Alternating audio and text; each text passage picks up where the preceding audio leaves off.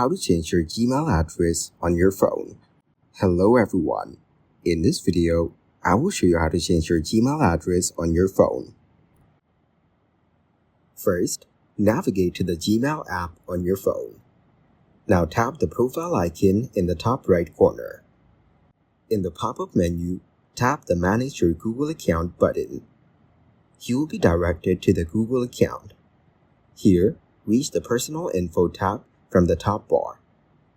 Next, scroll down and tap Email to go to the email settings. You can manage the email addresses associated with your Google account. After that, tap the Contact Email option. To add a new email, tap on the Add button and enter a new contact email. Then hit Add and it will be added as your contact email. It will send a verification email to your account. Thank you guys for watching this video. Hope you got some value. Make sure to like the video and subscribe to the channel to get notified of new videos. See you in the next one.